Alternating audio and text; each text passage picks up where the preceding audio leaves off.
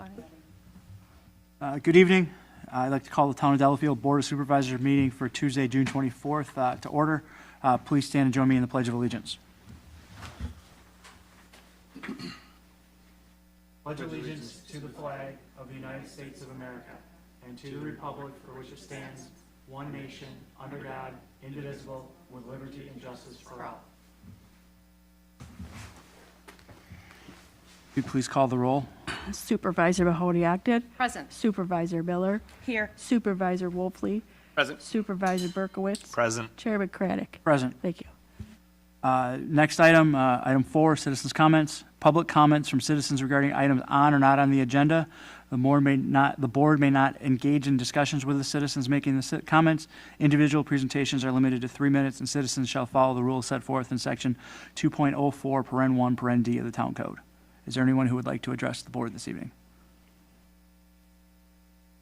Seeing nobody would like to make any citizens' comments, I'm closing the citizens' comments portion and moving on to item 5, which would be approval of the June 10th, 2025 regular town board minutes. I motion to approve June 10th, 2025 Town Board minutes. Second the motion. There's a motion and a second. I would just ask that the roll call votes for the closed session, instead of yay, it says A. Instead of Y-A-Y-A-Y-E. Oh, I did see that, but I didn't know that we should change. Okay, good info. Yeah. Second the motion with that update. I think yay is better, but. So a motion and a second with that amendment. All in favor, say aye. Aye. Aye. Aye. Opposed, motion passes. The minutes are adopted 5-0. Next item, item 6, approval of vouchers. Look for a motion to approve accounts payable and payroll. Motion to approve checks dated June 20th, 2025, 68757 through 68790 in the amount of $142,638.99. And payroll check dated 6/20/2025 in the amount of $16,662.01. The second the motion. Motion a second to approve the checks and payroll. Just to clarify what everybody, the $142,000, a large portion of that is $88,000 to GFL and $24,000 to the treasurer, which I would assume are tax payments. So there's a motion and a second to approve the check register and the payroll. All in favor say aye. Aye. Aye. Opposed? Motion passes 5-0. Next item, communications. Highway 83 resurfacing project update. The only update that I can provide is I have a weekly call with the DOT, their contractors, City of Delafield's on there, the Village of Heartland's on there, Waukesha County's on there. They are aware of the situation at Maple and the pressures that having the southern portion of 83 closed off at KE and Oakwood is causing. They are pushing their contractors to try to get that open, but it's not going to be until early August. So I would ask everybody to slow down, exercise patience. I was happy to see the sheriff out there on Maple Avenue when I came over here this evening doing speed enforcement. But unfortunately, because of the lakes and the geography, there's no really good way to send that traffic that would go on 83. And people aren't going to drive all the way to 67 to 16. So just appreciate everybody that lives on Maple with their patience, and it's going to be over before you know it. So next item. I had just a quick one on that. I had a constituent reach out if there was the ability to get one of the temporary construction orange signs of a stop ahead or something to put on the front side of the hill coming up Gulf. So as you come over the hill, you're maybe aware that there could be a line of cars backed up to that. So coming east towards the stop sign. Going so west. Gulf, On Gulf. west, Oh, to Maple. past, to Maple. East of Glen Cove? West of Glen Cove. Still put the sign west of Yeah, Glen right Cove, where though. that subdivision Right. is Yeah. right on the hill. So, as you're coming up the hill, prepared to stop or something, just an orange Okay. you know, the temporary construction sign, if they got something like that, because it's can- not a bad idea. Yeah, I can reach out to the DOT and the county and see what they can do. Probably not bad to have a permanent stop ahead sign there with the amount of traffic we're Right. about to have from the Welshire Farm coming in. So that was Okay, the only one. appreciate that. Good note. With that, I'll turn it over to Sergeant Lucas Twillmeyer from the Pewaukee Lake Patrol to kind of give us an update on what things look like for the summer and what they've been doing.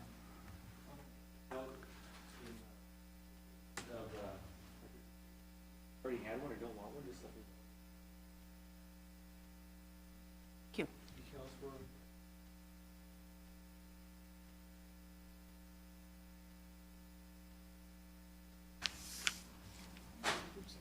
Are you giving us a stack to hand those out to To people? hand out? Yep, Okay. if you wanted to hand out, there's a couple in the lobby. Okay. I actually already ran out of, the keychain floats that I dropped off. When was that? Right before Memorial Day, I think it was. Here's the updated ordinance books. I gave you a copy of one, to reflect some of the stuff that we talked about over the winter. Thank you. They're largely the same, the back page and the QR code is a little bit different, as you'll see it. The new this year, this came up in our last board meeting. Thank you.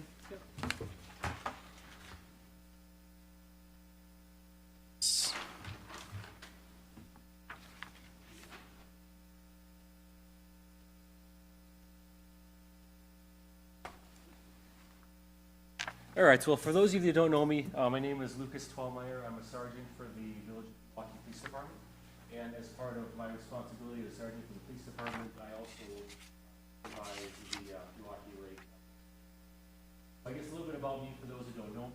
I was hired in the Village of Pewaukee in 2011. Prior to Could you Village of speak into Pewaukee- the microphone just for the folks on YouTube who Yep. watch it? Thank you. Prior to Village of Pewaukee, I was employed by, I started with the Town of Delafield Boat Patrol. So I started with Boat Patrol in 2010, and I worked Boat Patrol for Town of Delavan. I worked Boat Patrol for Lauderdale Lakes Boat Patrol, and also a couple of part-time jobs before I was hired in Pewaukee. I was promoted in January 2017, and shortly thereafter, I took over the Boat Patrol unit from Sergeant Jason Bonesteel under the supervision of Chief Jay Eiting at that time. One of the things that the Boat Patrol kind of prides themselves on is some of our values and some of the missions that we have going forward. Our main mission is establish a relationship with the community because they're kind of unique to us. There's 3 communities in one. There's obviously the Village of Pewaukee, Town of Delafield, and City of Pewaukee. So it's really important for us to meet these people, establish a relationship, especially with the Park and Rec Department and every little kind of tangent of these communities, establish that relationship before we need it. And one of the other monikers that I like to use in the Marine unit for ours is we cite for safety. That those are the kind of the 2 things that we really pride ourselves on, is establishing good relationships, good community partnerships and bonds, and if there has to be enforcement action, it's for safety. So I want to kind of go through a little bit of our training and our staff. When Michelle asked me to do a presentation, I initially was going to bring one of the boats down, but with the weather last night, pending weather today, I didn't know that it'd probably be the most prudent thing to pull a piece of equipment out of the water for this. So I decided to kind of give a real broad kind of overview of the agency and the personnel, our training, and what we do and why we do it. So just to kind of go over the unit, we have our Lake Patrol Sergeant, Melissa Schmackel. She started with the City of Pewaukee, early 2000s, 2003, I think the year I graduated high school, she started with the City of Pewaukee. We have Joseph Voles. He was a New Berlin sergeant and implemented their K-9 program for them. We have Ed Ciano, retired Milwaukee police officer. We have Jennifer Feather, retired Milwaukee police officer. She specialized in computer forensics and intelligence gathering for their agency. We have Jeffrey Griffin. He was a detective for the Wauwatosa Police Department for 25 plus years and retired. We have William or Bill Spankowski. We call him Spanky because it's just easier. And he was a Mequon sergeant He worked there for 32 years. We have Kelly Zielinski, who is another Wauwatosa detective. We have our new hire, Robert Rantham, who's a current Saukville second shift police officer. We have our other new hire, Tracy Burbach, who was a detective and a student resource officer from the City of Wauwatosa Police Department. And last but not least, we have Timothy Patterson, who is a retired Franklin police officer. And you'll see kind of a common denominator that a lot of these people are retired. And that's kind of by design because they have availability on nights, weekends, and kind of weird and rotating shifts.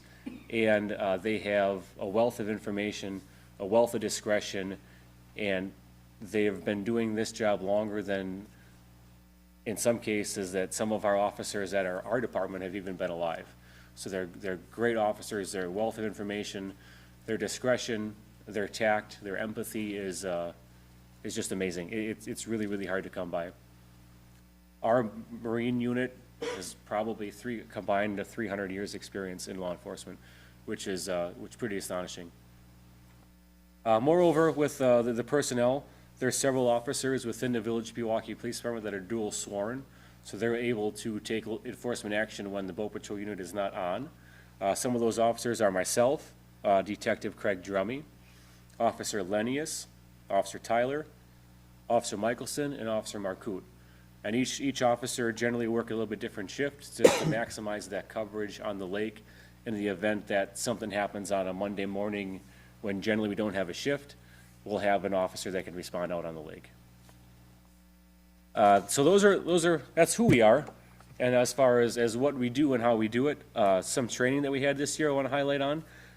We attended a WCTC in-service class, and that consisted of 24 hours of in-service training for each of our officers. That was a wide variety of firearms training, DAT, which is defense and arrest tactics, legal update, officer wellness, officer health, and EVOC, emergency vehicle operation and control driving. From WCTC, we participated in an 8-hour in-house firearms range course because our officers carry a sidearm and have access to long guns in the trucks that we operate. And we also did a DNR legal update.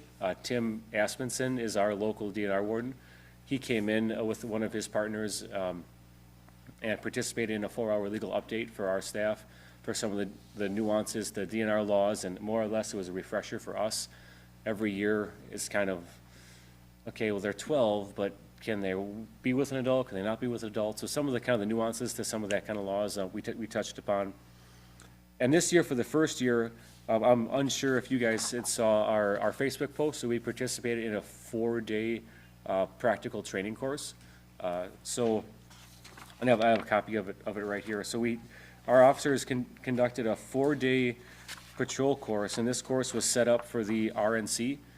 When the RNC was held in Milwaukee, in the Milwaukee River, there was a deficit in the training for tactical responses for any sort of active threat on the water and any sort of critical incident on the water. So they developed that for the RNC and brought it down to our municipal level. Just to touch on some of the things we did this year, we did underway communication and team coordination, basic close quarter maneuvering. We did line handling, seamanship, boat stop approach considerations, and executions. On the other 2 days, we did tactical approach considerations for waterborne patrol, station keeping for mission execution, and what station keeping means is staying in a position on the water with heavy wind, waves, and so forth, keeping that position. Open water acceleration, deceleration, and advanced transfer. So on our Facebook page, there's a video of 2 boats coming together at speed, and an officer jumping into the other boat to simulate a runaway boat, which has happened. That's been in the news a couple different times. And more close quarter maneuvering and mechanics. That's all on our Facebook page. I have videos, I have pictures. If you want to reach out to me, I can send you all that stuff. It was a great course. We hosted 3 other agencies, so we got to showcase our lake, our agency, and our equipment. It was phenomenal training. For the new hires, we're an accredited agency, and so we revamped the FTO binder, which is field training binder. I have some copies of our task sheets. things that the officers have to do before they're signed off to be solo patrol. I can pass those around, or I can email them to you directly. The FTO binder is fairly thick, but this is kind of a streamlined version of kind of the nuts and bolts to the mechanics of a day-to-day shift. One other thing we trained on this year is integrated response with the fire department. And I brought this from the wall in my office. That's why there's 4 little holes on it. But if you can see the lake here, it's divided up in a grid system. And basically what that means is if there's a 911 call, dispatch is able to triangulate that position and put it in a grid for us, kind of like the game Battleship when we were kids. So when I was a new copper, this really, really helped me out, because there'd be somebody would say, oh, I'm near Lakeside Drive, and being from the village, I had no idea where that was. So when we implemented this a couple of years ago, it really, really helped us find where we're going and the best way to go. And also it puts out spotting locations and launches. So the DNR actually has this. It's in the sheriff's command post. It's in our vehicles. It's in our boats. It's in our trucks. And dispatch has it. It's everywhere. So this is something that we're really proud of that we worked on together with them. Next couple of things I kind of want to talk about is our capital equipment. And like I said, I kind of planned on bringing some of that equipment to you. Obviously, you guys, the town of Delafield owns 43% of everything that we have here. So we have the Key West boat. It's a 2016 vessel. It was repowered with a new motor in 2021. We have a Mako, which we bought brand new in 2020. A Mako was a little bit bigger boat, higher sides that we use in a little bit rougher water, because it does get pretty crazy out there with the winds, which we've seen the past couple of days. We have a UTV, which we purchased in 2022. We have a boat lift, which we purchased last year for one of our boats, and which they both sit on 2 donated boat slips. Again, establishing that relationship before we need it. Both of our boats right now are sitting on lifts on the water, which can deploy within minutes. As quick as you can crank that thing down, you're going into water. And those slips are donated just through partnerships, through partner agencies, and just being active in the community and just being friendly to what it really comes down to. As far as grants this year, I don't know if you attended, those of you who were at the beach party this past weekend, we had a life jacket giveaway. We gave away 200 life jackets in about under 2 hours, which was an $8,000 value that we got donated to us. We actually got we talked at our last meeting, we talked about purchasing an AED, automated external defibrillator device, which would have been about $1,500. I found a place that would donate that, so we have an AED donated, which is coming to us, and another piece of equipment. It's called an FST. FST is like a little box like this with a handle on it, and if there's a boat fire or any sort of structure fire, we can toss that piece of equipment into the boat, and it puts out the fire. So we have those 2 pieces of equipment donated. Estimated value on those 2 donations is about $3,000. And I also wrote a grant for 40 additional Sloan Awake replacement buoys, which would be about an estimated value of $5,319.19. And those are the stuff that we've just been working on year-round. As far as touching on buoys, there's 180 Sloan Awake buoys, or I put in 180 out. I'm not sure if there's 180 still there, because they have a tendency of disappearing, being maimed, damaged, sunk.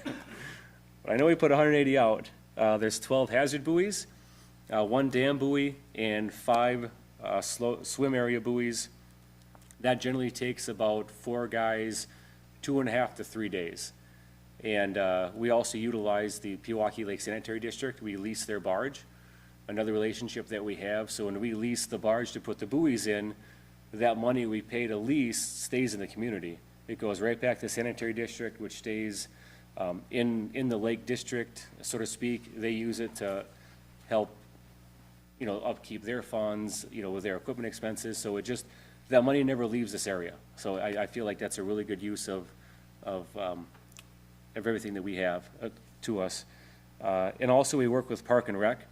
The past couple of years, we've borrowed Park and Rec's, the City of Pewaukee Park and Rec's dump truck to transport the buoys, and in turn for letting us use the truck, I put in there swim area buoys on the beach for us, so that's technically a beach.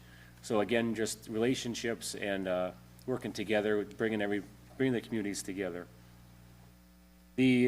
As far as patrol goes, like I said earlier, we cite for safety. Safety violations will receive a citation. Obviously, the most blatant safety violations are not having the life jackets. I call them boat coats because I have 2 little kids in my house. And it's easier to say boat coat than a life jacket, so that's what I say at home. The life jackets, the fire extinguishers, the battery terminal covers, the reckless driving, and the slow and awake violations are stuff that generally does not get a warning. Those are kind of cite for safety type deals. More or less, the warnings and compliance orders are some of the registration violations, some of the low speed stuff, some of the lighting, navigation, that kind of stuff are not as aggressive on because it's not necessarily a blatant safety concern. And as far as the 2025 initiative, I promise this is my last area. The first 2025 initiative that we had is we created a committee for the wakeboarding and ballast boats and surfing. And what came out of that committee was everything basically you have in front of you right now. And this map right here with the recommended operating for area wake sports, which basically kind of directs everybody down to the west end of the lake where it's the deepest water and, I guess for lack of better words, farthest away from everybody else. This initiative has been working as far as calls for service. We received 2 calls for service for surfing, wakeboarding this year. The first call was unfounded. The second call was actually last night. There was a call for somebody surfing on the east end, which would have been kind of right over in this neck of the woods. And myself and my partner actually went out because he was dual sworn as well. And it come to find out that somebody called on a Yamaha jet boat who was surfing, but a jet boat does not have a exterior propeller. It's kind of, it's like a wave runner type deal. So that was unfounded as well. And kind of dovetail on the stuff you have in front of you. For the past 5 or 6 years, the week before Memorial Day, I hand out the flyers, the key floats, which were donated as well to us from Lake Country Barge, to the restaurants, the taverns, the municipalities, and the boat launches, all before that weekend, just to kind of get them out. So I know I threw a lot at you, but I'm really passionate about this unit. I'm passionate about boats. Summer is so special in this state that it has to be right. It has to be right. So, sorry that I talked fast. I warned you. But I guess that's what I had for you today, a general overall view of the lake and the unit. Anybody who would want to come out and do a sit-down with me, I know Terry came out about a year and a half ago, and I gave you a kind of hands-on tour of everything we have, real tangible. We can saw the boats, you could touch things.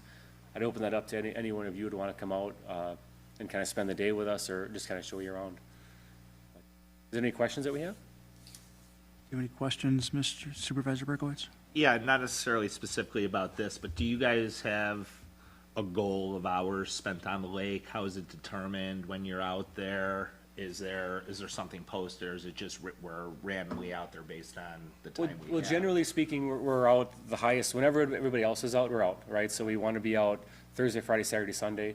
And then we also are cognizant of, the early morning fishermen, like Monday, Tuesday, Wednesdays, or there could be a fishing tournament, or we always want to kind of do something kind of random to keep people guessing. Because if people know, like, oh, it's Thursday, they're coming out at 3 o'clock, I know I'm not going to do anything, you know what I mean? So we kind of want to keep it random, but also we don't want to be the third boat on the lake.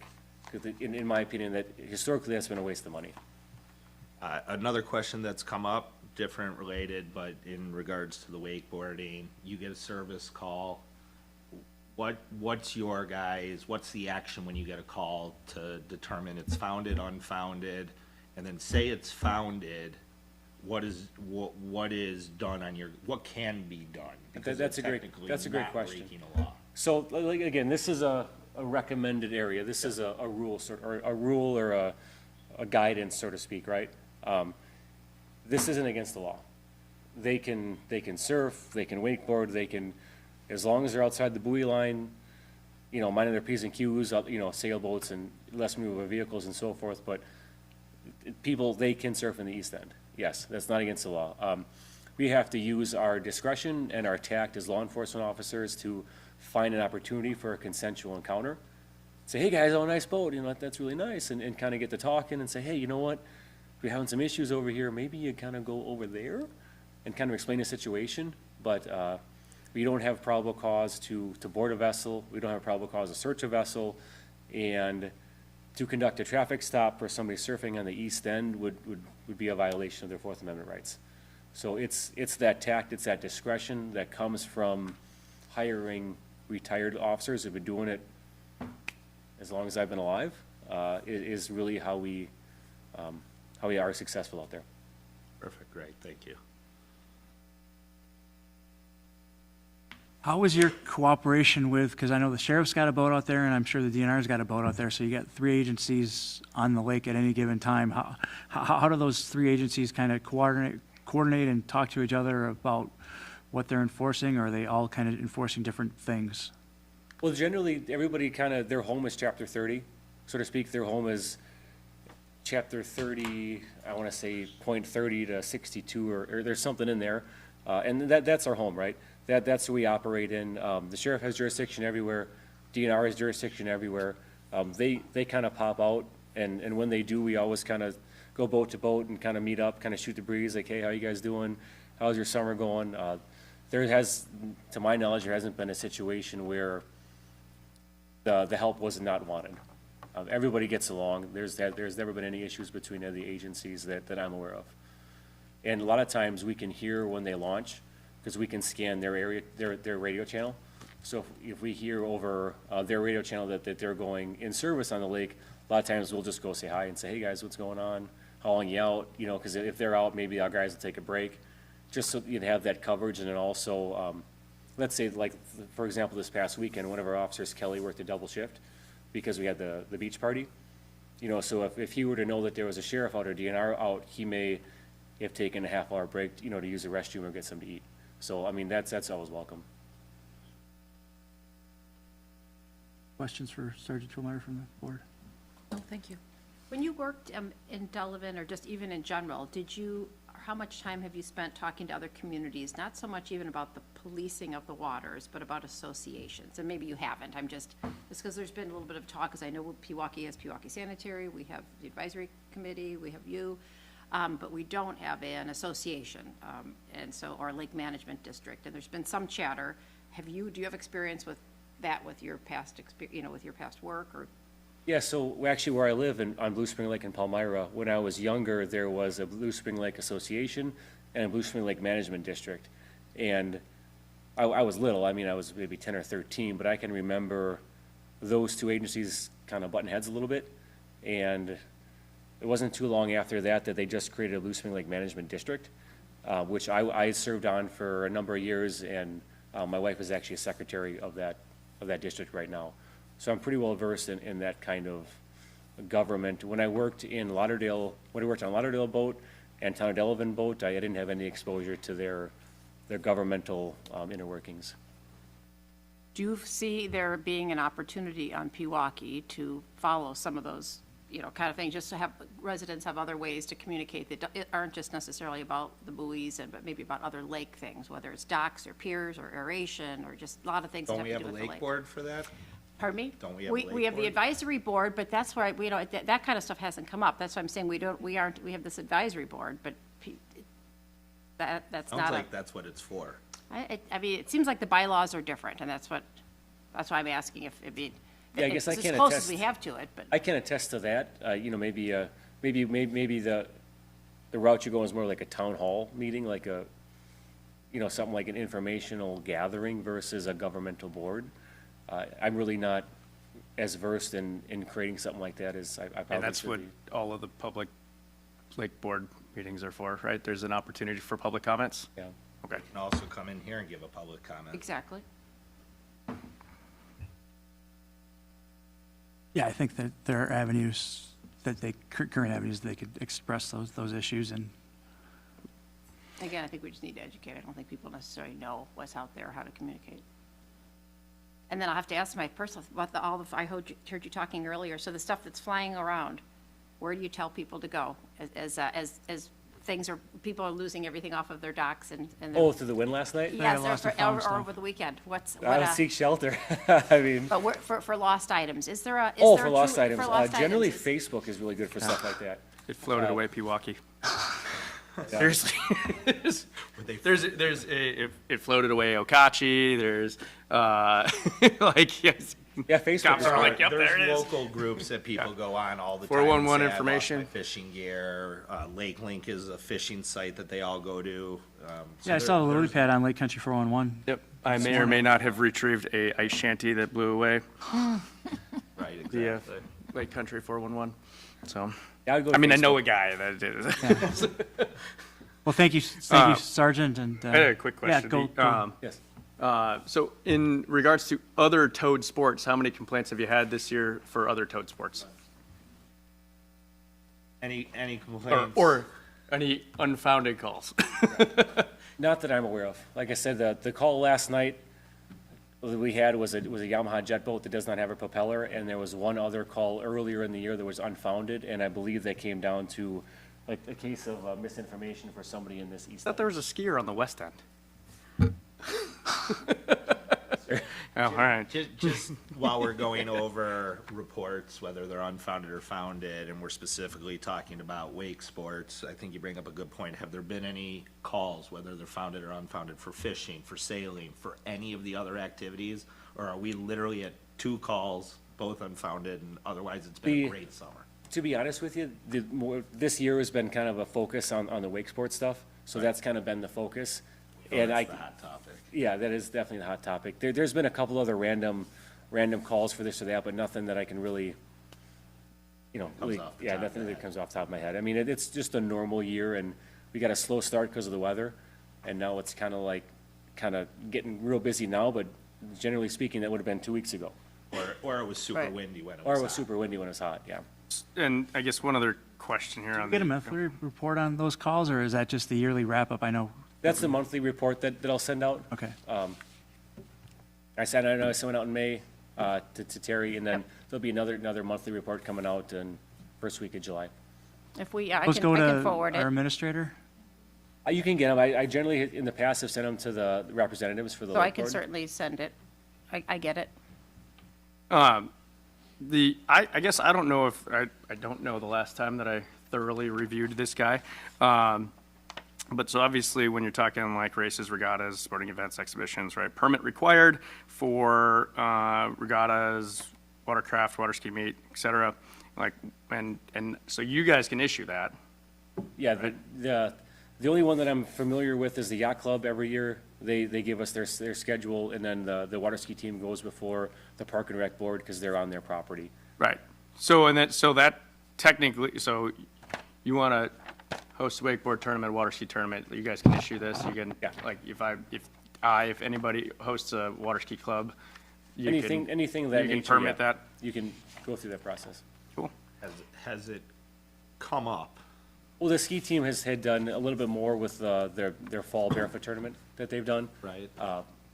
Other than that, nothing is really, there's been a couple people that wanted to do, what was it, like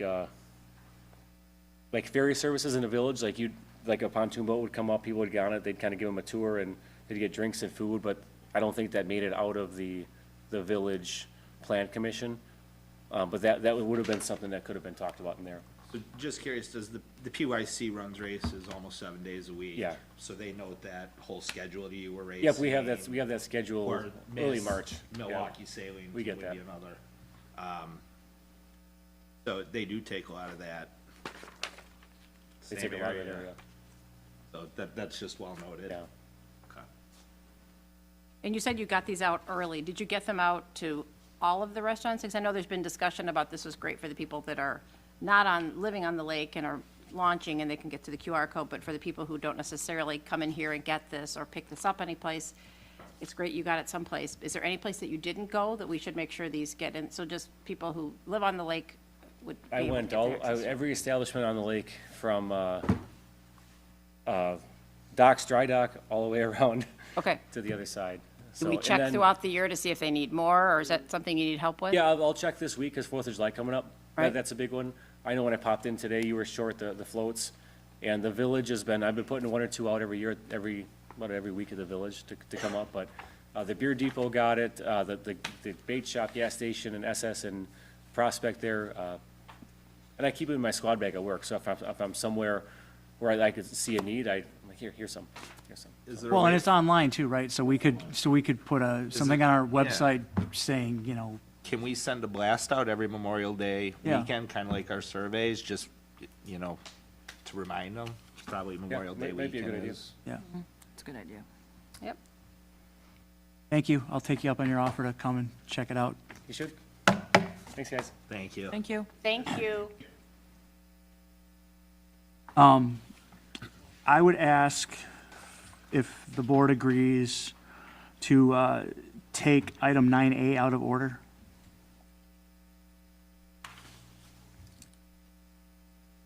Make motion Yes, please. for it. Motion to take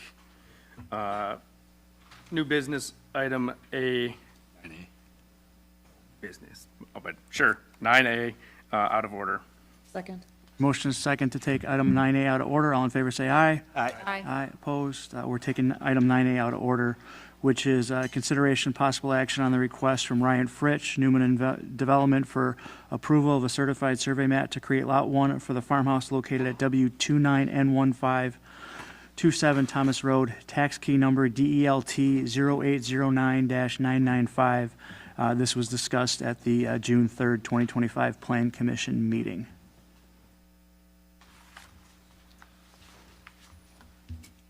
Chairman, I'm going to recuse myself, so I'm going to just step out of the room. Okay. Okay, Thank you, Supervisor Ogden. So, Mr. Lindgren, if you'd like to speak, I don't know if you have to, but if you could just give us just to bring the board. Quick update. Just give us a quick update. I'll give you a quick update. One of the conditions, I'm sorry. My name is Brian Lindgren. Our business address is N27W24025 Paul Court, Pewaukee, Wisconsin. So, had a meeting. One of the conditions or approval recommended by staff, at least, was to comply with the county's review checklist. Met with the county today. They will be sending over their conditions in the next day or so, is what Rebecca said. We reviewed them with I have no concerns with their recommendation that's coming for conditional approval, and will comply with all their conditions. It was largely preserving the green space buffers and the landscaping requirements that were included in the overall zoning, so. So all this is, and I don't mean to minimize it, but all we're doing is there's the existing farmhouse on Thomas Road that we're creating a CSM to create a residential lot on Thomas Road for that existing farmhouse.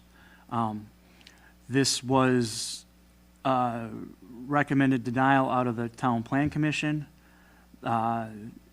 and Newman appealed that to the town administrator, and she contacted our legal team, and basically, if we didn't take this up tonight, within that 90-day timeline, it would have automatically been approved next week or on Saturday.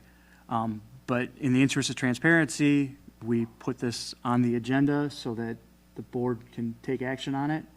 And if we do take action on it, I recommend that we adopt the resolution that's on our desk.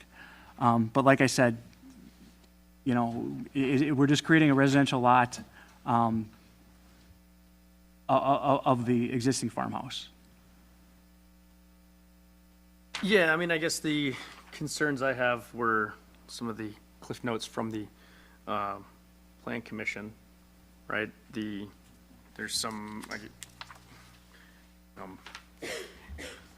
updated as far as like stormwater planning, open space, all that stuff that's not addressed or that has not been addressed or is addressed. Well, I would and ask I'm you to not- read the memo from the attorney, or the resolution for the attorney. Right.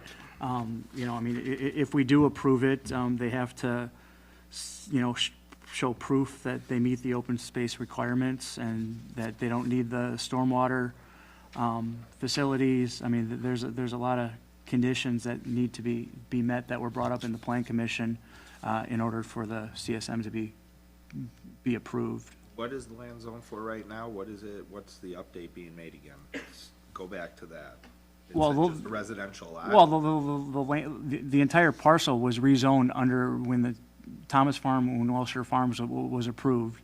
The whole parcel was rezoned under to the Plan Development District Number 1. So that's currently what the zoning is today. It's a residential, zone under the Plan Development District 1. And that is strictly residential, and there's not a business or commercial use available within it. It's my understanding that if any business or commercial use of this land would happen, that it would have to be rezoned, and they'd have to come back to the Plan Commission and the town board for anything like that to happen. The only action that we're taking tonight is to split off the existing farmhouse, create the private driveway, and it's still gonna be a residential home. Gotcha, so they won't be part of their HOA, ultimately. Yeah, it's not gonna be part of Welshire Farms. It's gonna be a separate, 2.75 acre parcel.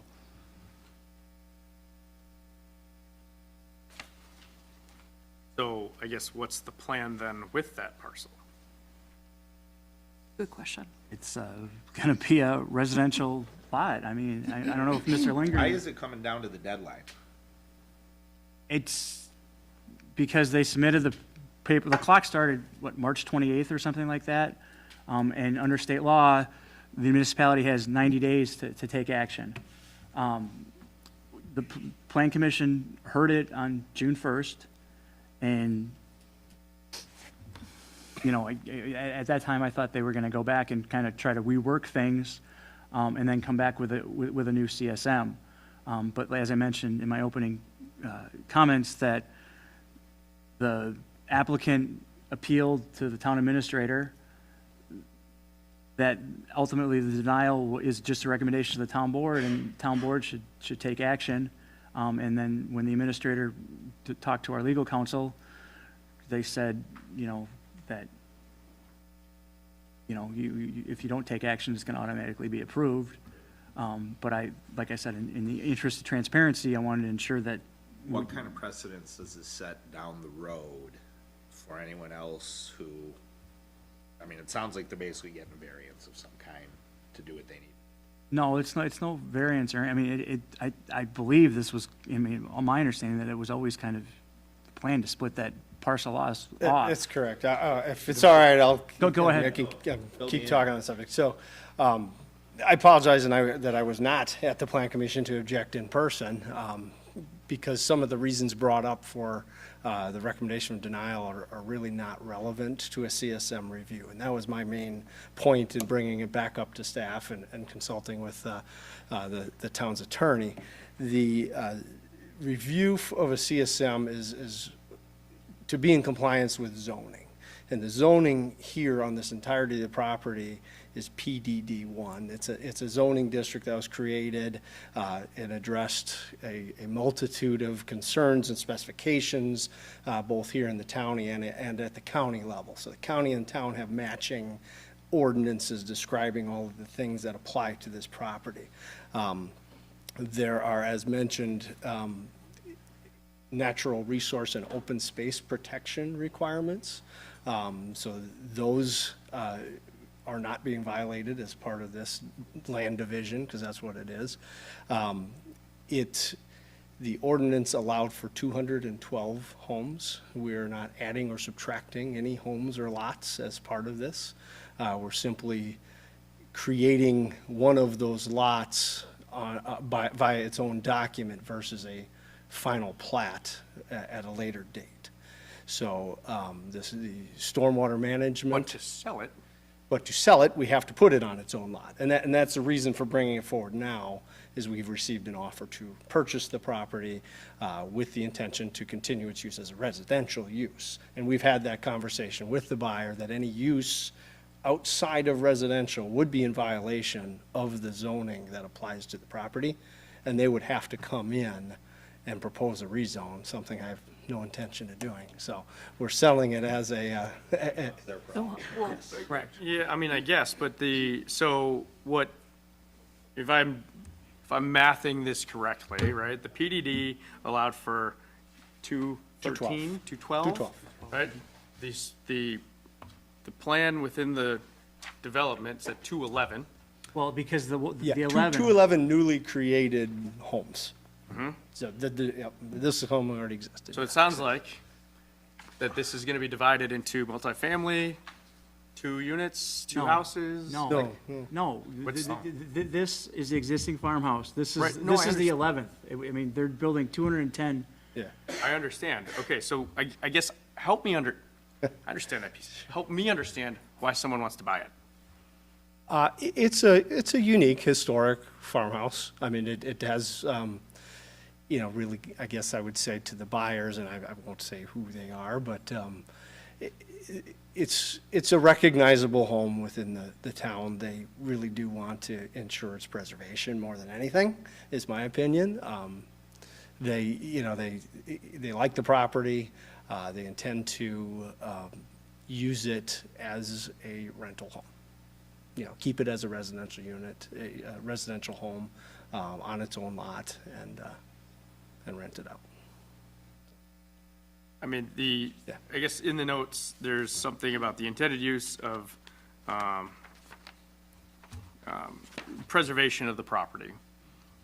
We don't have a preservation plan, right? Under, That's not- of the house No, I- itself or the property?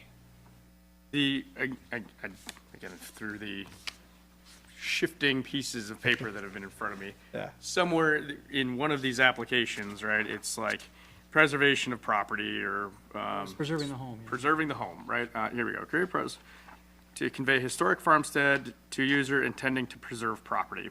Like, I guess so is there not when we make this decision to divide this off of the PDD, I understand that the residential piece of that PDD, like of the zoning piece, does not change, right? But now that new owner they're saying it's their property, right, to do kind of what they want to do with, as long as it's within the PDD, right? So I guess my concern is if they know it and there's a plan to preserve it, and we haven't seen the plan to preserve it or not, right? It just gives me a little, what's going on here? I didn't see it publicly listed, so obviously it's an inside piece, inside, a private transaction. And I guess if we decline this today, it's not a no forever, it's a bring it back and be a little more clear with this? Is that correct? I don't know that the purchaser has to state what they're doing with it. Yeah, It's intended for residential use, as long as they've met. what There are they no state. historic preservation requirements of the home. That was kind of hashed out as part of the zoning when it came up. I guess, It's- is there a problem then if they don't preserve it? Right, and that's the piece that is, I guess, It is up to the owner if they wanted to tear it down. It is- But no, but there's no, yeah. There is no, it's not a historic preservation. It was Exactly. discussed in the Doesn't- zoning yeah. that we intended to keep it as a existing home because we felt it had its own unique value and could put it on a lot. I think they're holding up their end of the side. I don't know that creating a new parcel to convey historic farmstead conveys to us Right. that they're gonna preserve the current piece that's there, And- as opposed to rebuilding anything, right? and I guess Which that's is what my, his point that's my, right, that's my concern. When we make a decision to divide this off of the chunk that we jumped through the 1,000 hoops to create, right? We are now giving the new buyer of that land some more, I don't want to say leeway, but we're giving them, they've got more of an ability to then, if they petition to the town to go back and say, hey, we want to carve off this CSM from the PDD, what does that process look like? How does that happen? Can we stop We that? could, yeah, we could right? have, yeah, we Yeah, could have a you- yeah, you discussion can about any absolutely property stop in the that, town of yeah. Delafield, though. I mean, But can we just, for argument's sake, if we were to approve it, can we approve it with the approval based, the parcel's gonna be there to convey the historic farmstead intended to preserve the property.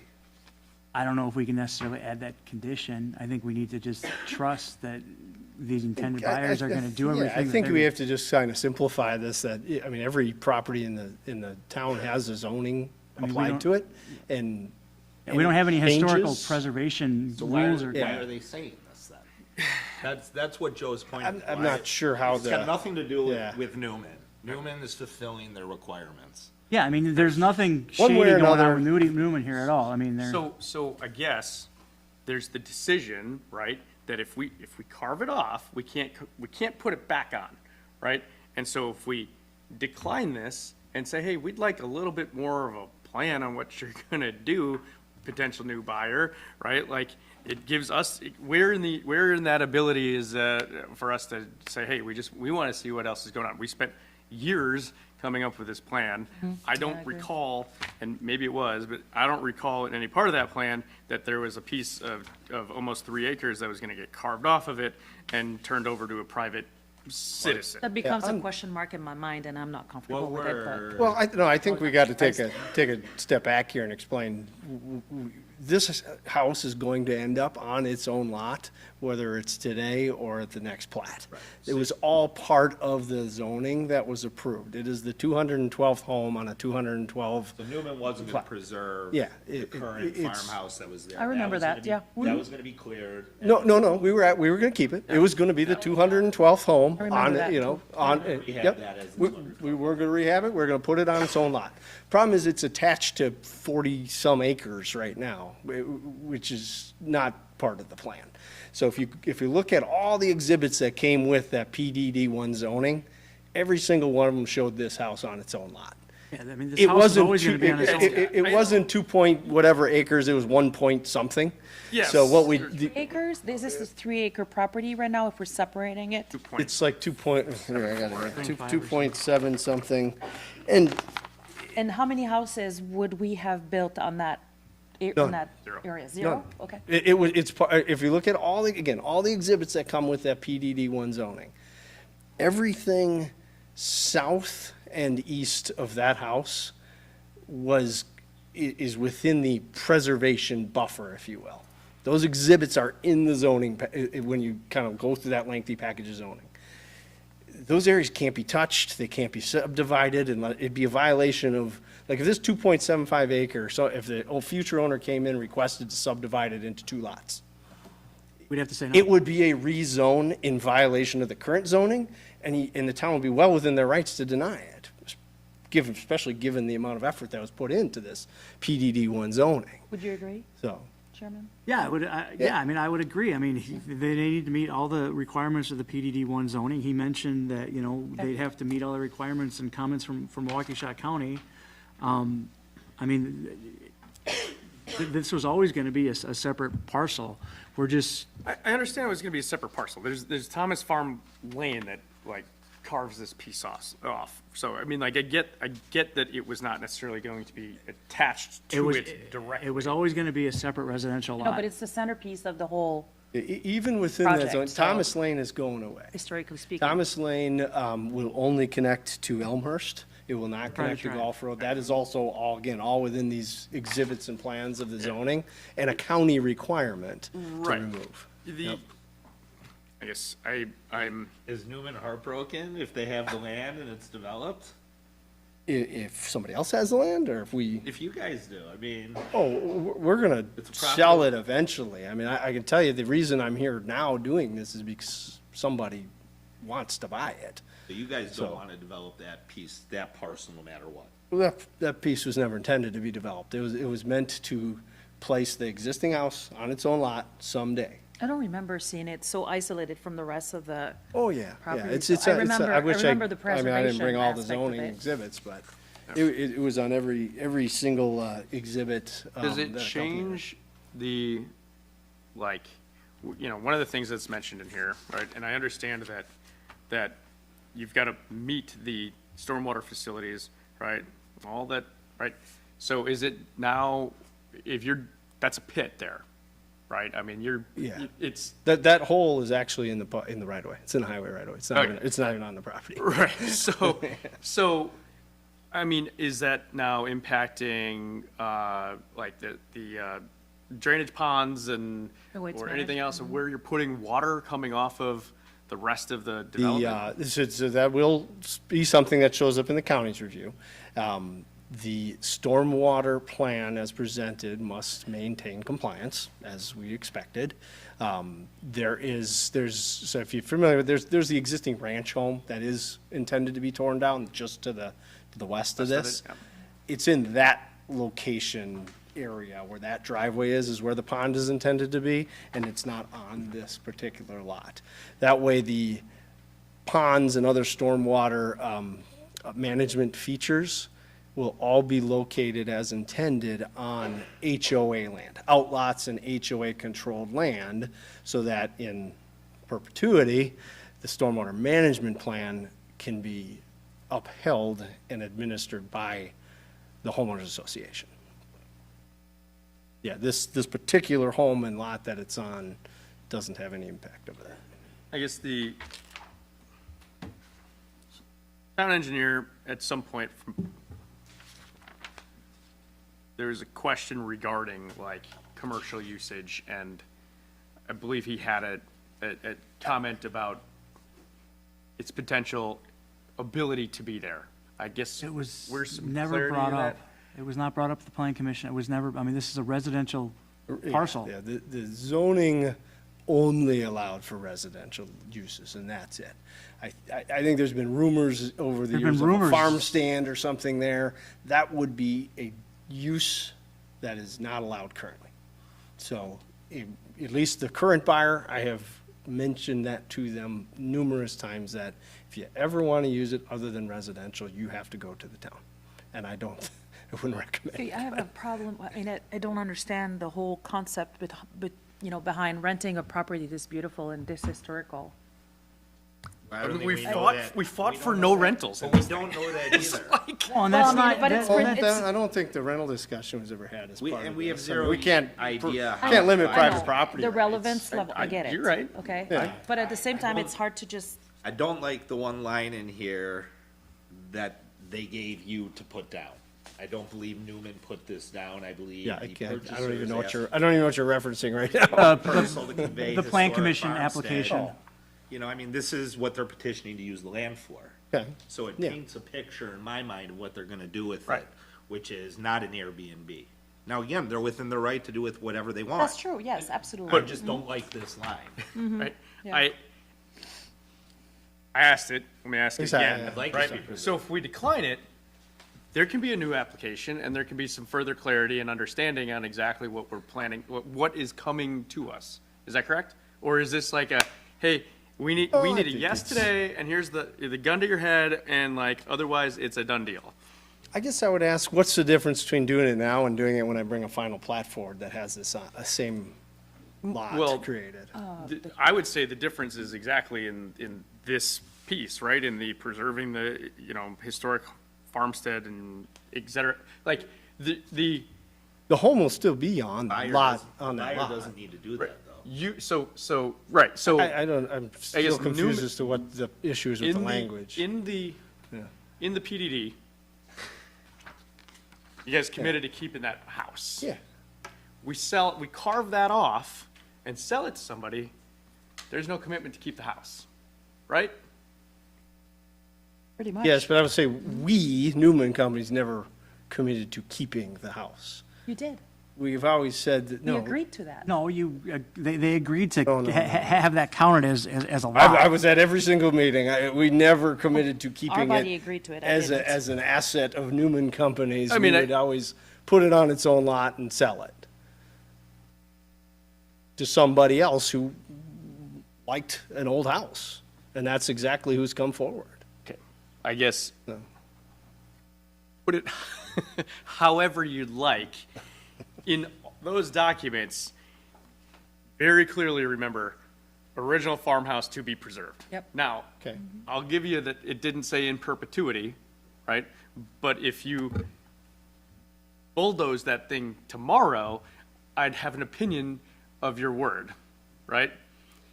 And if we carve this off, and then they have the new personal property rights, right? And especially when they tell us that they're intending for the preservation, but we're getting this, again, within a few days of a deadline, and with not someone, I mean, I did something similar in Mequon. I took an old farmhouse and made it my office. And it's like, I went in there and I said, hey guys, look, I'm gonna take this old farmhouse and I'm gonna make it my office. I haven't seen that, right? So I guess if we've got the opinion, or if we've got the ability to say, hey, we don't have all the information on this, right? This is a historic home that, again, sure, not in perpetuity, but my understanding would have been preserved, right? And in the approval of this, now we are passing that preservation of the home off to someone else who is now, I'd be like, well, I didn't say I was gonna preserve that home with. So Yeah, but there's nothing in writing saying that that home has to be preserved. There's no historical preservation like rules or. Like I said, I I think we have different definitions of preserve, but I also think you're asking for some sort of deed restriction on the property that No, it stay no. forever. I don't necessarily. I'm a little hesitant to say, I mean. Not we asking own for it, a I deed can- restriction, I'll ask a Yeah. third time. Yeah. If we say no tonight, there's a new application, we got more information, now we can make an educated decision. If The that's the amount of case, times what new information, I'm not sure what else I can bring. And I don't think the purchaser needs. Administrator to provide Lukey. Yeah.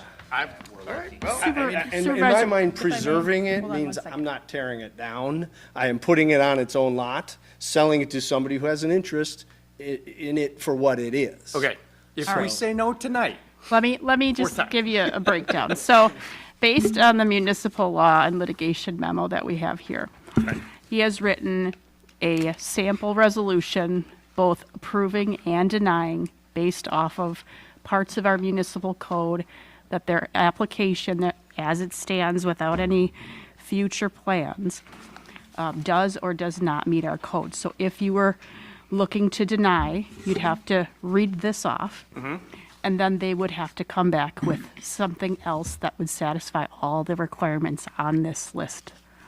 Okay. If it's anything outside of this list, we can't deny it for that type of reason. okay. So, and that's effectively like the answer I'm looking for, right? Like Michelle, was that in the packet?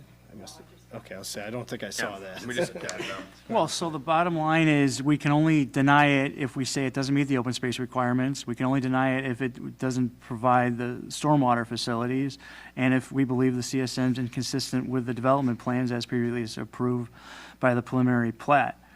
Or we can approve it, and the only way that it gets approved is the following conditions: subject to the applicant providing the town administrator satisfaction of the town administrator, proof and documentation that the open space requirements of the Waukesha County Board of Supervisors enrolled ordinance 178-100 is not violated, which includes written confirmation from Waukesha County Parks and Planned Use. Subject to the applicant providing to the town administrator the satisfaction of the town administrator, proof and documentation that the stormwater facilities depicted in Welsher Farms preliminary plat will not be affected by the CSM. Subject to the applicant providing to the town administrator, to the satisfaction of the town administrator, an amendment to the stormwater agreement with the town of Delafield to describe the revised area subject to the stormwater agreement, and subject to the applicant providing to the town administrator, to the satisfaction of the town administrator, proof and documentation that the CSM is consistent with the Welsher Farm subdivision development plans as previously approved by the town of Delafield, and subject to, if they don't meet any of those conditions of approval, subject to the foregoing conditions of approval being fully satisfied to the satisfaction of the town administrator no later than 6 months from the date of this approval, or the CSM is automatically denied for failure to satisfy the conditions of approval. So we can approve it conditionally, and they got 6 months to show it. and they got 6 months to do it, and if they don't, then it gets denied. I think that covers us. It feel like the way it got here is not a comfortable scenario, and I Well, there's a don't lot of know- misinformation in the I was community just about saying, this. and I If the new owner would like to tear down the home, they would have to submit some sort of They'd have to get a raise permit. raise permit, building permit and so forth. Would they be within the right to Right. do it once they own the property Right. with its current Exactly, zoning, so I thought because exactly this is not that. a Thank you historic for bringing site. that up. Right. They can do anything But I mean, they that want. doesn't mean we And- can't and I'm a allow them strong- to do that. Well, but we have to trust in the applicant and the application and that they're gonna do what they said they did. You know, like we do for everybody else. I mean, at the end of the day, there aren't a million requirements to approve a CSM where they gotta give you a bunch of plans. It's just to split off and create a lot. I don't think the discomfort is necessarily with Newman Developments as much as is with what is gonna be done with the land. I think that's what the debate is right now, Alright. and so I'm I not, think if, Joe is right. worried. I think that Advisor Miller's worried. I'm not comfortable, but that's not Share new. the I'm still concern, not but I- understanding what changes if I bring this forward 6 months, 12 months from now. But that's why I'm Well, saying, I yeah, think I- there's a it's- problem on the Newman side Yeah, as as I much say, as. as So I think- Supervisor Berkowitz is expressing, it's not necessarily that there's, again, unless I'm missing something. You're missing something. Right? Yeah. Well, please fill me in, because I feel like with the attention and work that this property got, to then all of a sudden, like, on a Monday, be like, hey, by the way, or Friday, whenever the packet came out, right? Like, it just, there's something that is, and I don't know if that's where This, there's an empty chair there or what, but like, I don't understand, and it doesn't give me a ton of comfort in what's going on. Right. And I agree again, with you, now, Supervisor Wolf. real, hey, this is, The timeline is statutory, and I don't know why it took so long to get to a meeting, and I think that's the only reason that's come up. If it's a matter, if it's a matter of granting extensions, we grant extensions all the time. All we gotta do is say, put it in writing, send an email, let's, have 30 or 60 more days to decide. I'm fine with that. I just want to clarify what exactly it is that changes, because I know I stood right here and said, yeah, that old farmhouse is unique, it's neat.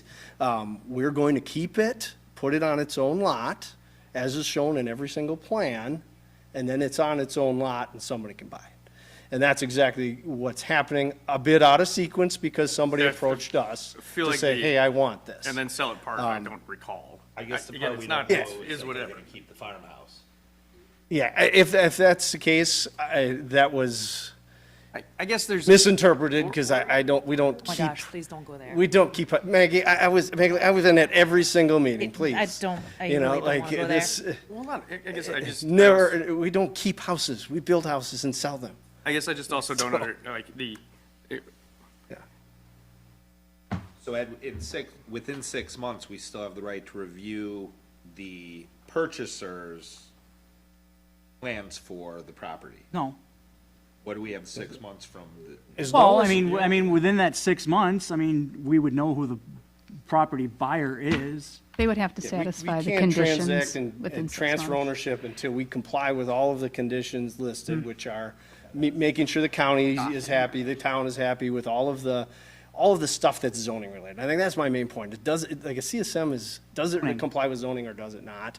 And all the conditions say that folks at the county, folks here at staff are gonna make sure it complies with zoning before you sign off on the CSM to record it. Once it's recorded, we can sell it, and that buyer can use it for nothing other than residential uses. If that buyer wants to do anything other than residential use, They're coming they back would to have to us. come here. So and that includes making it a home office and inviting the public in for any purpose. That would be a violation of zoning. If they decide to rent it for 12 months, that's not a violation of zoning. That's a right they have.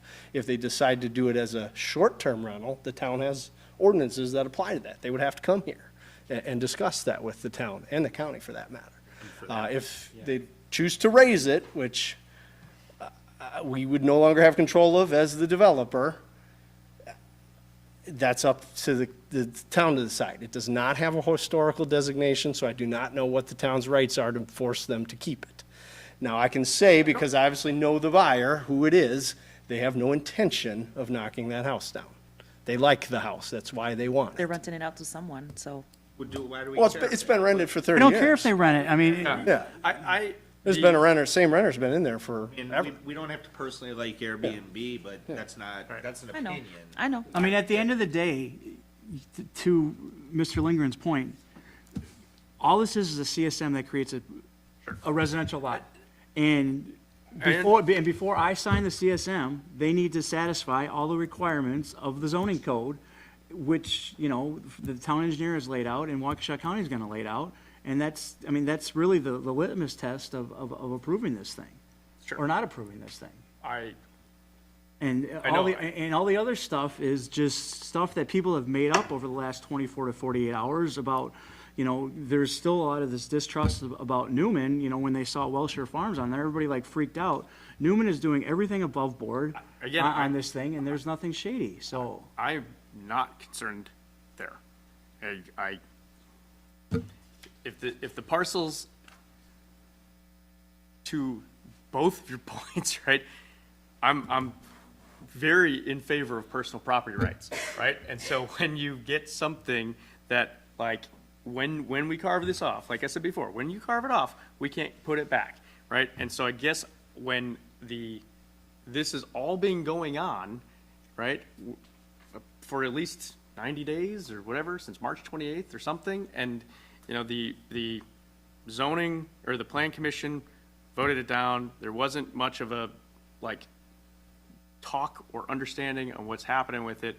Like, it just, it gives me concern, right? I want to know a little bit, some comfort in when we carve that off, that, hey, yes, that these concerns are, you know, I understand that they're satisfied in the CSM piece, right? But if this is like, hey, I'm gonna put it on here to make it sound nice to the plan commission description project piece, right? Just convey historic farmstead. Like, I don't know, where's the preservation plan? I don't know. It's, again, it's. Yeah, again, I think, But lesson learned, so this was a poorly yeah, stated. this You're is, looking at it on the, Material. you're looking at it on a different level than we are. yeah, I That's, personally would love to see the home remain. I have a little hesitation on deed restricting it myself to say this home must reign forever, because I don't know that I would hold up but to that's legal not, yeah, review. that's not a concern of yours, You because you're know. here to make money, so. Yeah, Please, which man. isn't a bad thing. Let's not, come on. Like, this is intended to be on its own But it was lot always intended to be. all the put on- time. We never intended to keep it, whether that was clearly conveyed or not. We Okay. are not keeping an old farmhouse. It's not our business. My last question So- for you. So, how do you see the satisfaction of the requirements impacting the development as it stands? Like, are you anticipating that there's going to be, because they've got, what is, four conditions that need to be met, 6 conditions, I guess.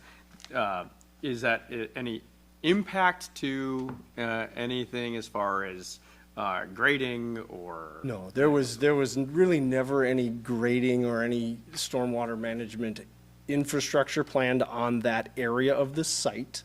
That was really, those couple things were the specifics of our conversations with the county today, because it's all about maintaining compliance with zoning. There are very specific things in zoning about open space and green preservation that are highlighted there. Those are some things, and I've got a marked up CSM here based on their comments and things we talked about.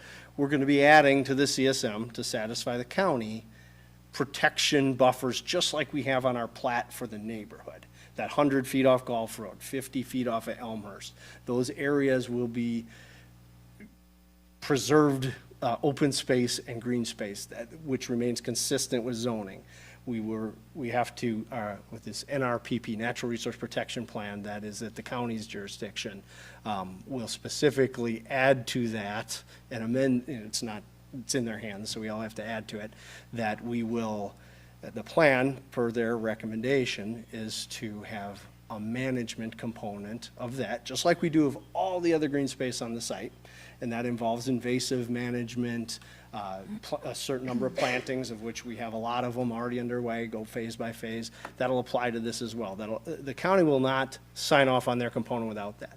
Stormwater management compliance will be maintained, because really, in this case, we're actually eliminating hard space, because we're taking away part of Thomas Lane. But the rest of it, any runoff from the site is contemplated as part of the overall stormwater plan. Nobody's asking to remove this parcel from any zoning or from any stormwater plans. It's still all part of that.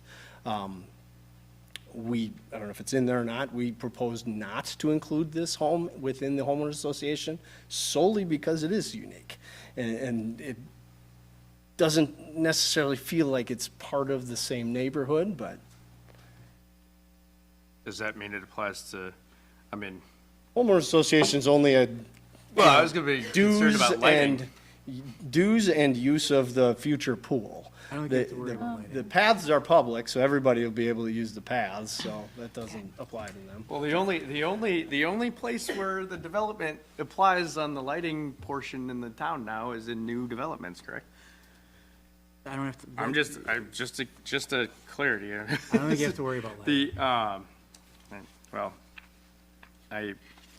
If this parcel was anywhere else in the town and Newman wasn't connected with it and it it's wasn't not part even of Welsh Newman. Show. Well, I just think that we're making really a big deal about this particular parcel that, if this were any other parcel in the town, it would be an approval with no discussion, really. It would be, the staff recommended it, the town engineer recommended it, and it would be a approval. It doesn't meet the zoning requirements. I Yes or don't know no? I don't know if your kids are old enough to pull the old, hey, I need this signed today thing for me, but when they come up 5 minutes before they walk out the door for school with something to sign, right? I'm like, why are you giving this to me now, right? Like, it raises some red flags, it gives me some questions, and it's not all that, I get, That's, yeah. it's what the feeling is. Well, Let's put but it that there's way. this CSM's been out get there it. since the Plan Commission agenda was published back in, Yeah. on June 1st. So it's not like, this thing's been, I know which, then they. it's not they like, we voted just it pulled down. this out, last week Friday and shared it with everybody. I mean, we're trying to be as transparent as we can with everybody. I mean, it's not like, we just pulled this out and said, hey, we gotta do this. Understood. I don't need this approved tonight. If it makes everyone more comfortable to satisfy the conditions of the county and the town first, I'm fine with doing that. I have to do it eventually anyway. The house will be on its own lot. I'll send a message, That makes to me feel Michelle in the morning that, Really I be mean, helpful. it doesn't affect the transaction. 20 minutes ago, I maybe? mean, but the only thing I'll say Did is, see, did see. How much that is will gonna not change, include though? any Well, no, specifics on this is the first time I'm preservation of the hearing home. It's okay not to approve it tonight. Like, the home, Like, by what- preserving what's- the home, we're. What's gonna change? I mean, they're gonna meet the conditions or it's not gonna get approved. Right. It's conditional approval. So I think the problem's on the purchase side. Newman has no control over that. Right. They're selling this lot either way. Anyway, they're selling it, and anyway, they're gonna get approval from this board, if not today, in 3 months. And it's not gonna change who the purchaser is.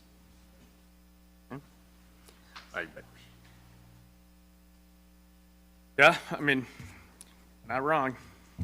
So, I mean, we don't have to like it. I will take the clarity on the fact that it is residential only. It is not gonna, I'm assuming, as residential only, that means it'll not be an impact to traffic study that had already been done. We're going to satisfy a stormwater portion, that'll be shown, and, yeah. I'll make a motion on a resolution to conditionally approve the certified survey map for Welshire Farm LLC for a 2-lot land division located at W29N1527 Thomas Road. It's Delt 0809995. Second that motion. This is the conditional approval, correct? Yeah, that's the only approval that we have. Yeah. It's on page Do we have to 3. read this entire? Well, I'll just Read- reiterate yeah. that they need to satisfy the open space requirements as the ordinance that, the PDD one ordinance was. They need to meet satisfaction of the stormwater facilities are not affected by the creation of the CSM. Satisfaction that an amendment to the stormwater agreement described the revised area subject to the stormwater agreement is amended. subject to satisfaction and documentation that the CSM is consistent with the Wellshire Farm subdivision development plans as previously approved, and subject to the foregoing conditions of approval being satisfied to the satisfaction of the town administrator no later than 6 months from the date of this approval, or the CSM is automatically denied for failure to satisfy the conditions of approval. So there's a motion and a second to conditionally approve the CSM by resolution. All in favor, say aye. Aye. No. Motion passes 3-1. Thank you. Then as always, you know where to find me. I'm Ms. happy to Ogden, you can answer come any back in the room. questions. I think she said she was going to her car.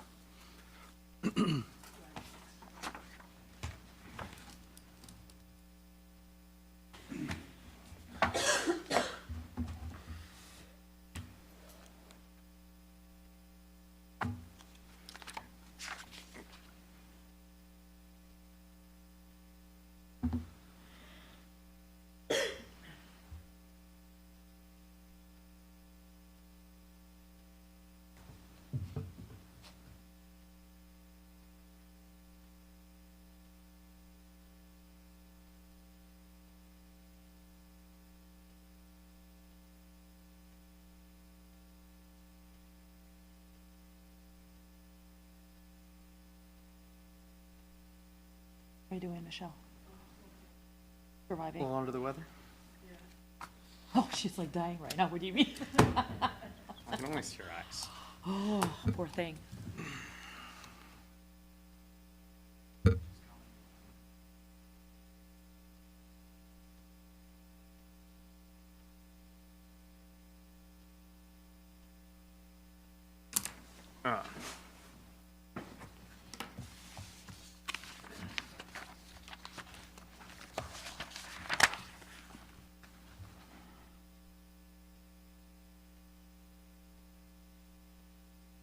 Yeah, she was cleaning her car out, so she'll be back, coming in. I'm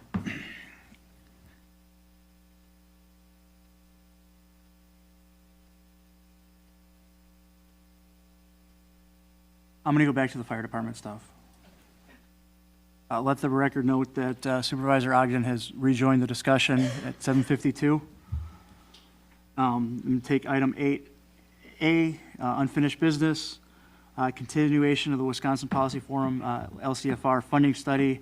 The town board may determine whether one or more of the items discussed meet the criteria for a closed session meeting and may convene into a closed session under item 10. So here's the update. And I personally do not believe that we meet the criteria to go into a closed session to discuss this. So, City of Delafield, on Monday, June 16th, went into closed session to discuss the IMA proposals and the amendments and the funding formula. The city agreed in principle on the funding formula. Two people voted against it, Alders Schaefer and Alders Henry, because they were concerned what the 60% call volume was going to do to their formula.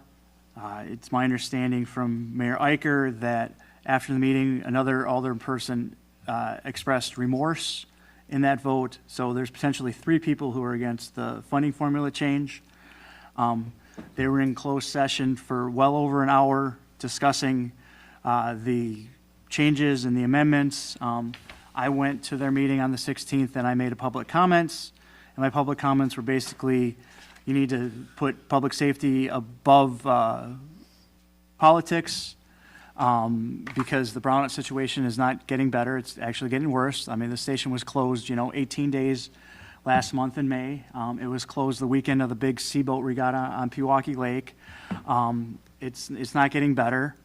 And I asked them to state on the record where they all stood on Lake Country Fire and Rescue because the citizens of the town of Delafield need to know. I believe the citizens of the city of Delafield should know where their common council stands on the issue.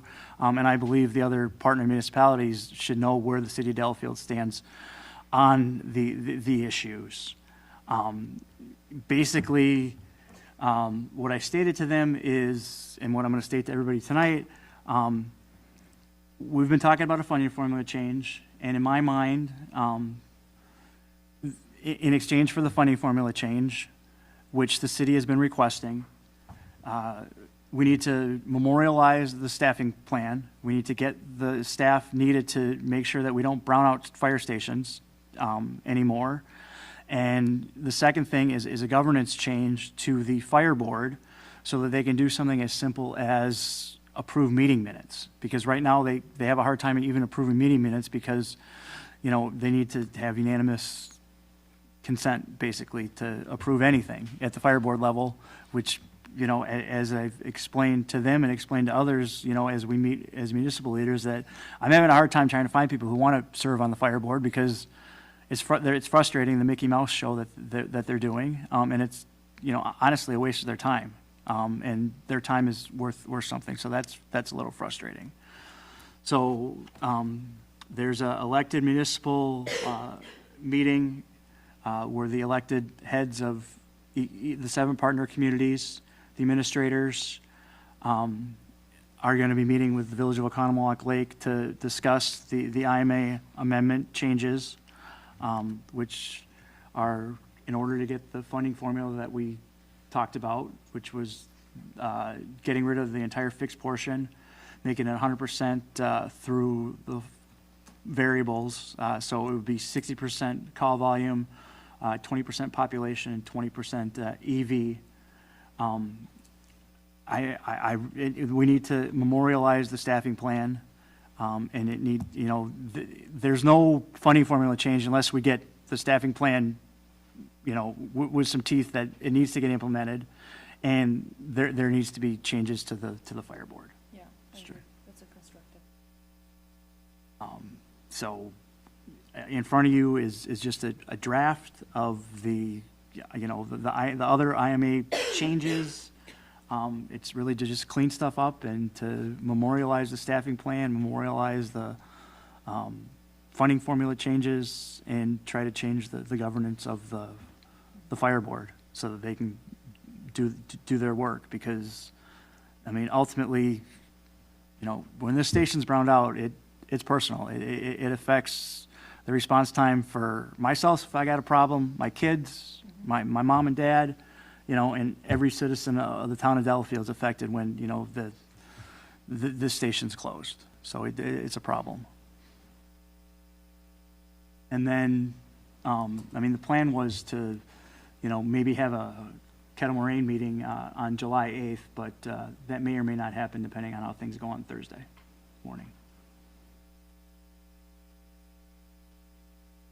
So now would be quick the time recap. so now would be the time to make your comments on the record so people know that we stand. I support Lake Country Fire and Rescue, and I want it to succeed. I do too, and I support your statement tonight. Yeah, 100%. I mean, I think I've made a few comments in the past of my disappointment in the one municipality that can't get on the same page, I guess. But as a quick recap, right? So the proposal we have here is what they took an initial vote on to change it, and what They agreed in principle to change the funding formula to what the policy forum helped us work through. But now it's- Now the big sticking point is, that we need to have some enforcement ability. well, yeah, and- they still think that, you know, it's the city of Delafield's fire department, that it's just the city of Delafield, Shanikoah, and Neshota, and that they forget that they added 4 other partner municipalities in 2020, and, you know, they're gonna go from paying 41% of this thing to about 36% of this thing, and they need to be a partner with us because we need all of our fire stations staffed. Nobody on their common council is qualified to tell anybody how to run a fire department, you know, even though sometimes they think they do. But, I mean, the only people who are qualified to tell us is somebody like Chief Fenning, somebody like, you know, Fire Board Chairperson, you know, Jim Morris, and some of the people on the fire board who have experience, as firefighters and EMS folks, I mean, those are the only expert people that I would take their advice on how to run a fire department or how to staff a fire department. I mean, we can all, Monday morning quarterback, but, The holdup right now is we need unanimous, Yeah. and we And- need unanimous on everything. yeah, the holdup right now is in order to move this forward, we need to work through whatever the city of Delafield has a problem with in the proposal to tie any funding formula changes to, we need to get the staffing plan implemented, and we need to change the structure of the fire board. And is it gonna change from being unanimous to just majority? So I mean, I'm, Deal, but- well, I mean, I would certainly support still a supermajority, right? You got 7 people, even if it's 5-2 or something, right? But you gotta, You're Somewhere never, in there you we're got- never gonna get anywhere if it has to be unanimous. No, Right, and absolutely not. It's clearly, definitely not. the way I to mean, go. at this point, we've got one community that's steering this ship. And so, yeah, I mean, does it need to be 4-3? I don't know, but, 5-2 sure does, I mean, I think that's a great suggestion, because it's the only way I think we're gonna move forward. I think your sentiment, I share 100%, but if it needs to be unanimous, I don't see how they're ever gonna cave. but it needs to be for them to change it. But Well, yeah, in order that's to- in the bylaws. I mean, It we needs to can't be change that unanimous. right now. It's not an easy fix or an easy change. That seems to be the change that needs to be made first. Now, is it? Because if you going need to a be that easy? unanimous decision to make it supermajority, you're not gonna get that. We're gonna be talking about this in 2 years. But Well, that's the update. That's why where we're at today. I mean, in order to get any of this moving forward, every municipality needs to agree on that change. so far, 6-2. Right? Yes? Yeah. Pretty much. Yeah. I mean, questions whether it's, 5-7 or 6-7, but yeah, I mean, that's what it comes down to. You mean 5-2 or 6-1? The board or the municipalities? Oh, the fire, yeah, what defines a Right, right. supermajority on the fire board? Yeah, well, I mean, keep fighting the good fight. I mean, there's no action for us to take tonight. Right. Yeah, that's- there's no action. No, It's just yeah. really just an update to, for you to say your piece about where things are and, provide me direction when I go into these rooms and talk to these people. Yeah, well, I think that's the holdup, is at this point, every suggestion that we can come up with is, they just keep denying. And then you're gonna get to the point, if you give them, another municipality will deny it. If we give them what they want. Right? Yeah, and I'm not ready to give them what they want because they're not getting their funding formula changed unless we get the staffing plan and we get it changes to the fire board, so. Right. I mean, we're focusing on what's important, so Yeah. safety Which- of our communities. Hopefully is implementing the plan we came up with 3 years ago now? Well, yeah. Because we can't brown out the station. Right. And the 83 construction is just making it worse, so. Okay, appreciate the feedback. Item 9B, review of the results from the park survey. They were in our packet.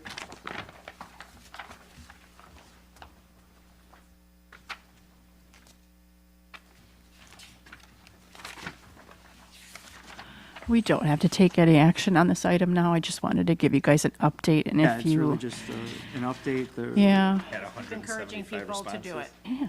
I thought the response rate was really good. I don't know if we're going to get a lot more in the next month or so. So whatever you guys tell me to turn it off, I will. But Have you seen it slowing down? yes, Right, significantly. So when we first sent it out, that's Yeah. when it comes in.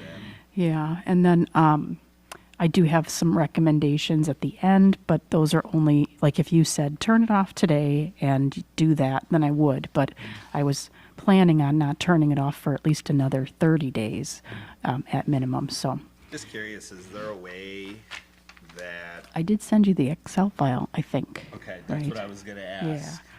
Ultimately, I was saying, like, I just wanna see a number. There's 100 people that said we want this. Well, I do have the As graphs long as I in got the, it in Excel, I can do it. Yeah, she sent us the Excel file, so we can. Yep. So, This is what I saw when I opened it up. Sure. Well, so I can't add the Excel file to the packet, unfortunately, so I just, This was I the just Excel file, emailed, right? yeah. Okay, I did see that, okay. Okay. so what's the timeline on us having to have the updated Parks Master Plan to, We should have had it done at the end of last year. But, you know, I would like to get it done before the next budget comes around so that we have a clear idea of what so to we put should get it in done the before budget? September? I think so, yeah. That's what I gathered from what you said last Yeah. time. I was hoping for summer base, yeah, because there are some things that I'd like to update this year using some of the older impact fees still that I'd like to do this summer, if possible. It looks like there's two things that stand out, right?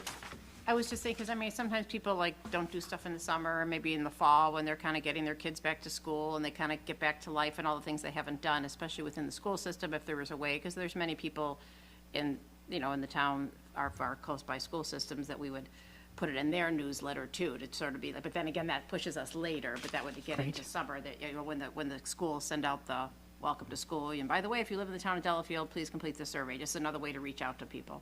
Yep. That was just, but again, we'd have to be a little more patient and keep it open for a little bit, because I know once we get all the results, let's just say that is at the end of August, does that give us then the time we need to rep our results and make, so that would just be Depends my on suggestion, is contractors. wait a little longer for people who aren't paying attention to filling out surveys in the middle of summer, if we can. That's true, yeah. I would agree. And with it's a way to get a hold of more people potentially. I can't use the impact fees for many of the items going into winter just based on snow. So I don't know when you want to turn it off, but hopefully with enough time to still do some stuff this year. Can you remind me the available uses for the impact fees are for improvements of current and new? Not current. No. It has to No be maintenance. no maintenance. It has to be new. I guess the, Building not window. maintenance, but so if, I guess what I'm calling improvements is if we wall the pavilion. Oh, yeah, that would be Right, so that would be new. improvements to current Planting and new. trees. Right. So things like kids camps and adult leagues would not fall under that. Well, we don't have anywhere to hold those, so we'd have to create a place to hold Okay, those. so the The way that would place would be happen new. is, all right, Yeah. here's the space to do this thing. Yep. And now, assuming someone would either rent it from us to do it, or. Right. Because, I mean, we don't have the funds to hire someone to hold it. If we did have a building, I would be more apt to approach the Village of Heartland because their recreational program extends to the city as well. If they would be willing to extend to us now, knowing that we have a space that they could use for those program offerings. Gotcha. So, Okay. I won't make you talk anymore. okay, thanks. And then the next item is just a review of the 25-26 Delafield meeting calendar. I mean, I brought this up at the end of our last meeting. Years past, Chairman Troy had done a summer calendar. I just asked if that was going to be, if we'd looked at it. I know some of the, I don't know, agenda items get pretty thin in the summer. And so I asked, and so Michelle put together I proposed, and that's what we're looking at, so. I made it a little bit more robust so that we can inform the fire department, who uses this room quite often for their training, and then we could also let the HOAs know when it's unavailable, because we have a lot of HOAs that hold their meetings here as well. And then I know I mentioned about March. I know that last year, we kind of last minute canceled a meeting because of supervisor spring breaks. And so, I know there's a few of them are the same, some are not, but I think we may want to address that or not. I can tell you right now, I won't be here March 24th. Well, and I know I won't be here March Maybe I'll 10th. see you. Yeah, I'll see somewhere, maybe. So, and that's what I guess I'm getting, and I'm not here March 10th, so that's the other one. So I guess right there, here we go. How do we, So Arrowhead and Kettle Moraine do not have the same spring break in 2026. They are not on the same week. Do you want to meet on St. Patty's Day? Back to me, I will. Well, How many of you are available on March What about the 11th? 17th? I mean, the 11th? Or the If we can 11th. hold at least one, yeah, I'm yeah. definitely gone. okay. Let me see. If we could hold at least one in March, we could keep the 11th and get rid of the 25th. I mean, I I'm guess, sorry, am I on the wrong year? 10th. I'm on the wrong year. 26th. I'm sorry. Yeah, The 10th is when it's regularly scheduled, that's when I know I'm gone that week, and then the following one is when at least there's a couple other people gone, so that's, yeah, we could scratch March 24th. Let's just scratch the 24th and keep the 10th. Got it. I'm not here. Okay. So just, so you know. You guys make your calendars that far in advance? Man. I mean, Claire probably has it for me. Well, I mean, I would look for kind of a motion to approve this calendar with, you know, canceling the March 2026, 24th, or the 24th, 2026 meeting. But as always, it would be subject to, if something urgent comes up and we got to schedule a meeting, you know, we'll schedule a meeting. And then also, as we talked about, if there's really nothing that pressing, that we, as much notice as we can, that we don't need to meet just to approve minutes. So we can cancel it even Right. if it is later. Because that's my, I mean, I'm the opposite as you all. I'm very present in the summer, and I come back for these meetings at the other times. So as much notice as we have helps for my scheduling purposes. That's why I know I'm not here on the 10th of March. Yep. But otherwise, it looks good. I think Easter was fine, so that doesn't conflict. So I think that one, and that was April, so I think that one works out fine. Well, I guess I will make a motion to approve the proposed 2026 calendar as presented, with the exception of the March 24th. deletion of the March 24th meeting. In second. 2026, okay. Second by Miller, thank you. Motion is second on the floor to approve the meeting calendar. All in favor, say aye. Aye. Aye, opposed. Motion passes 5-0. There is no closed session. Announcements, there is a town plan commission on Tuesday, July 1st at 6:30. The Lake Country Fire and Rescue Fire Board will be meeting here at the town of Delafield at 5 p.m. on July 16th. The next regularly scheduled town board meeting will be Tuesday, July 22nd at 6:30. And the Waukesha County Waukesha County Unit of the Wisconsin Towns Association County Unit meeting is Wednesday, July 23rd at 6:30 in the town of Eagle. Motion to adjourn. Second? Motion is second to adjourn. All in favor, say aye. Aye. Aye, opposed. Motion passes. We are adjourned. Have a good night, Ellen.